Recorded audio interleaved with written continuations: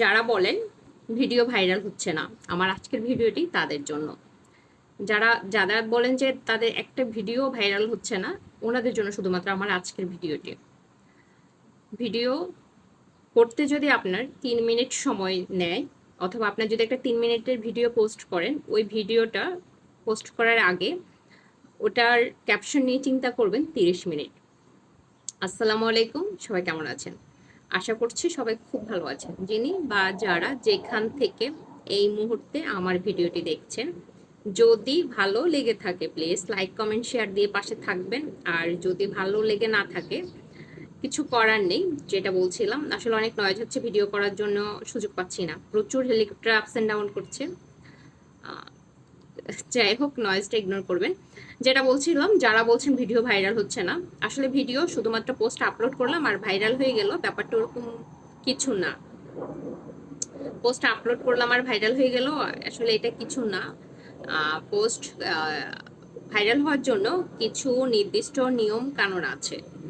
সেই নিয়ম কানুনের মধ্যে যে ধাপগুলো পড়ে, আমি ওই ধাপগুলো একে একে আপনাদেরকে জানিয়ে দেওয়ার চেষ্টা করছি। প্রথম ধাপ হচ্ছে ভিডিওটা কি টপিকের উপর করছেন, মানুষের কাছে এটা গ্রহণযোগ্যতা কতটুকু সেটা।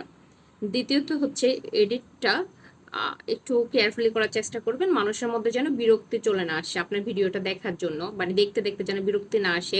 অনেক সময় কেউ আছেন কয়েক সেকেন্ড দেখার পরে এটা স্ক্রিপ্ট করে চলে যান, তেমন যেন মানুষ না করেন। পুরো ভিডিওটা যেন মানুষ দেখেন, এরকম এডিটিংটাও সুন্দর করার চেষ্টা করবেন।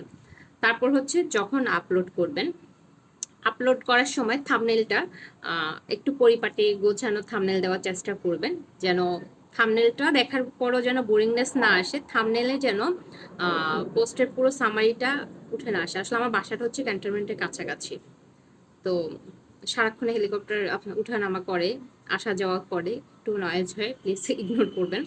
তারপর যেটা বলছিলাম, যখন আপলোড করবেন, থাম্বনেলের পরে হচ্ছে টাইটেল এবং ক্যাপশন। কারণ ফেসবুক যখন আপনার ভিডিওটা সাজেশনে দিচ্ছে, ফর ইউতে দিচ্ছে, যখন প্রথম আপলোড করার পরে অডিয়েন্সের কাছে যাচ্ছে, তখন অডিয়েন্সের রেসপন্সের উপর ডিপেন্ড করে কিন্তু ফেসবুক এটা অটো অ্যালগোরিদমে ফেলতেছে, অটো রিচে ফেলতেছে। তার মানে প্রথম যে অডিয়েন্সদের কাছে যাচ্ছে, ওই যে কথা সেটাই অডিয়েন্সদের দেখতে হবে, মানে ধরে রাখতে হবে আপনার আপনার কথার মাধ্যমে, কন্টেন্টের মাধ্যমে আপনি কি দেখাচ্ছেন এটার মধ্যে ফোকাস করে রাখতে হবে। তারপর ক্যাপশন এবং টাইটেলের পরে হচ্ছে হ্যাশট্যাগ, একদম রিলেটেড যে হ্যাশট্যাগুলো, ভালো যে হ্যাশট্যাগুলো, ভালো বলতে খুব রিচ হওয়া, মিলিয়ন মিলিয়ন রিচ হওয়া হ্যাশট্যাগ, যখন আপনি হ্যাশট্যাগটা দিতে যাবেন, তখনই দেখবেন যে আপনার সাজেশনে বেশ কিছু হ্যাশট্যাগ চলে আসতেছে। ওই হ্যাশট্যাগুলো দেখে দেখে দেওয়ার চেষ্টা করবেন। আর পারছি না ভিডিও বানাতে। ধন্যবাদ সবাইকে। তারপরে যদি কন্টেন্ট নিয়ে কারো প্রশ্ন থাকে আমাকে কমেন্টসে করতে পারেন।